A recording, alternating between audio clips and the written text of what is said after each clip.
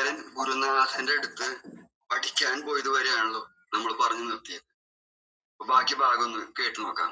ഞാൻ പ്രദീപ് മിൽച്ചേ. 7 വയസ്സായപ്പോ ശങ്കരാൻ പഠിപ്പൊക്കെ കഴിഞ്ഞ് സ്വന്തം ഇല്ലത്തെത്തി. അത് കഴിഞ്ഞ് കുറച്ചു ദിവസം അവിടെ അങ്ങനെ താമസിച്ചു. ആ ഒരു കാലഘട്ടത്തില് ഒരു ദിവസം അമ്മ പുഴയിലാണ് കുളിയൊക്കെ, അമ്മയുടെ കുളിയൊക്കെ പുഴയിലാണ്. അപ്പൊ പുഴയിൽ കുളിക്കാൻ പോണ വഴിക്ക് നല്ല വെയിലും ക്ഷീണായി അമ്മ തല കറങ്ങി വഴിയിൽ വെച്ച് വീഴും. അപ്പൊ ശങ്കരാചാര്യക്ക് വലിയ വിഷമായി. അയ്യോ. അപ്പൊ അമ്മയെ താങ്ങി പിടിച്ച് ഇല്ലത്ത് കൊണ്ടുവന്ന് ശുശ്രൂഷകളൊക്കെ ചെയ്തു. അപ്പൊ അത് കഴിഞ്ഞ് ഗംഗയെ സ്തുതിച്ചു. ഗംഗയെ സ്തുതിച്ചപ്പോ ഇല്ലത്തിന്റെ തൊട്ടടുത്ത് കൂടെ തന്നെ ഗംഗ ഒഴുകി തുടങ്ങി. അപ്പൊ അത് കണ്ടതോടുകൂടി എല്ലാവർക്കും വലിയ അത്ഭുതവും അതേപോലെ ആചാര്യരോട് വലിയ ബഹുമാനമൊക്കെ പല ആൾക്കാരും ഇദ്ദേഹത്തിനടുത്ത് ശിഷ്യത്വം സ്വീകരിച്ച് അനവധി ശിഷ്യന്മാരൊക്കെ ശങ്കരാചാര്യർക്ക് ഉണ്ട്. അപ്പൊ അത് കഴിഞ്ഞ് ഇപ്പൊ കുറച്ചു ദിവസം കഴിഞ്ഞപ്പോ ശങ്കരാചാര്യർക്ക് നീ സന്യാസം സ്വീകരിക്കണം ഒരു വലിയൊരു ആഗ്രഹം മനസ്സിൽ. അപ്പൊ അമ്മോട് പറഞ്ഞു എനിക്കിങ്ങനെ സന്യാസം സ്വീകരിക്കണം എന്നൊരു ആഗ്രഹമുണ്ട്. അപ്പൊ അമ്മ പറഞ്ഞു എനിക്ക് നീ അച്ഛനാണെങ്കിൽ മരിച്ചുപോയി, എനിക്ക് നീ മാത്രമേ ഒരു ആശ്രയമുള്ളൂ, അപ്പൊ നീയും കൂടി സന്യാസത്തിന് പോയാൽ എനിക്ക് ആരും ഇല്ല എന്നൊക്കെ പറഞ്ഞപ്പോ ഇപ്പൊ തൽക്കാലം ശങ്കരാചാര്യ മറുപടി ഒന്നും പറഞ്ഞില്ല. അപ്പൊ അതിനുശേഷം തൊട്ടടുത്ത് തന്നെ പുഴയുണ്ടല്ലോ, പുഴയില് കുളിക്കാൻ പോയപ്പോ ഒരു മുതല വന്ന് ശങ്കരാചാര്യര് കാലുമ്മ കടിച്ചു. എത്രയായിട്ടും കടി വിടണില്ല. അപ്പൊ ശങ്കരാചാര്യയുടെ അമ്മയ്ക്കും വലിയ വിഷമായി. അപ്പൊ അമ്മോട് പറഞ്ഞു സന്യാസം സ്വീകരിക്കാൻ സമ്മതിച്ചില്ല വെച്ചാൽ മരണം നിശ്ചയമാണ്, സമ്മതിച്ചാൽ മാത്രമേ മുതല കടി വിടുള്ളൂ. അപ്പൊ അത് പറഞ്ഞപ്പോ അമ്മ സമ്മതിച്ചു. അപ്പൊ ആള് മരിച്ചു പോയാൽ പിന്നെ എന്തായിട്ടും കാര്യമില്ലല്ലോ. അപ്പൊ സന്യാസം സ്വീകരിക്കാൻ അമ്മ സമ്മതിച്ചു. അതോടുകൂടി മുതല കടി വിടുകയും ചെയ്തു. അപ്പൊ അനന്തരം രക്ഷപ്പെട്ടു. അത് കഴിഞ്ഞ് പിന്നെ അപ്പൊ തന്നെ പിന്നെ അദ്ദേഹം ഇല്ലത്തേക്കൊന്നും കയറിയില്ല. അപ്പൊ സന്യാസം സ്വീകരിക്കാനുള്ള ഒരു ശ്രമം അപ്പൊ ആരംഭിച്ചപ്പോ അങ്ങനെ പല സ്ഥലത്തൊക്കെ നടന്ന് അങ്ങനെ ഗോവിന്ദസ്വാമി എന്ന് പറഞ്ഞിട്ടൊരു ഗുരുവിന്റെ അടുത്ത് അദ്ദേഹം ചെന്നു. അപ്പൊ അദ്ദേഹത്തിന് ചെന്നപ്പോ തന്നെ വലിയ സന്തോഷമായി. കാരണം അദ്ദേഹം ഒരു ശിഷ്യനെ കിട്ടാൻ കാത്തിരിക്കുകയായിരുന്നു. അതിന് യോഗ്യനായിട്ട് ഒരാൾ വേണമല്ലോ. അപ്പൊ ശങ്കരാചാര്യെ കണ്ടപ്പോ അദ്ദേഹത്തിന് അത് വളരെ സന്തോഷമായി. എന്നിട്ട് അപ്പൊ ചെന്നപ്പോ തന്നെ അദ്ദേഹം ഉപനിഷത്തിന്റെ രഹസ്യങ്ങളൊക്കെ അപ്പൊ തന്നെ അദ്ദേഹം ശങ്കരാചാര്യക്ക് ഉപദേശിച്ചു കൊടുത്തു. അപ്പൊ കുറച്ചു ദിവസം അദ്ദേഹം അവിടെ അങ്ങനെ താമസിച്ചു, ഗുരുനാഥന്റെ കൂടെ താമസിച്ച് അങ്ങനെ ഇരിക്കണ ഒരു കാലഘട്ടത്തിൽ ഒരു ദിവസം ഭയങ്കര മഴ, സഹിക്കാൻ വയ്യാത്ത മഴ.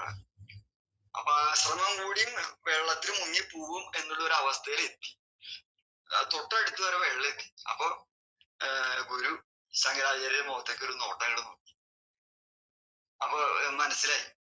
അപ്പൊ ശങ്കരാചാര്യ മന്ത്ര ബലം കൊണ്ട് ആശ്രമത്തിന്റെ അവിടുന്ന് വരെ വെള്ളത്തിനെ അടുത്ത് നിർത്തി.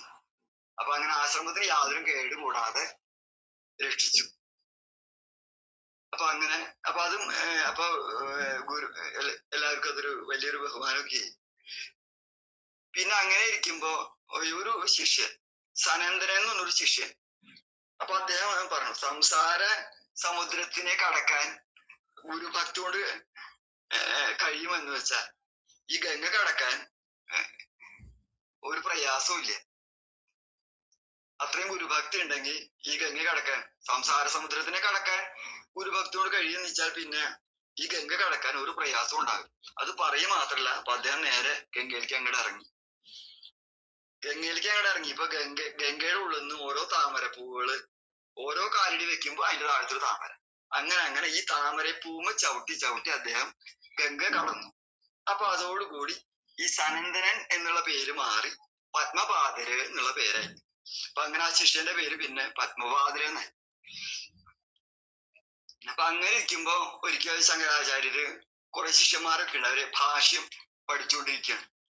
അപ്പൊ ശങ്കരാചാര്യരായിട്ട് തർക്കത്തിന് വേണ്ടി ഒരു വയസ്സായ ഒരാള് വന്നു. എന്നിട്ട് വാദിക്കാൻ തുടങ്ങി. രണ്ടുപേരും ഏകദേശം ഒരു 8 ദിവസത്തോളം അങ്ങോട്ട് ഒരാൾ ഒരു കാര്യം പറയും, ഈ വയസ്സായ ആള് മറ്റൊരു കാര്യം പറയും.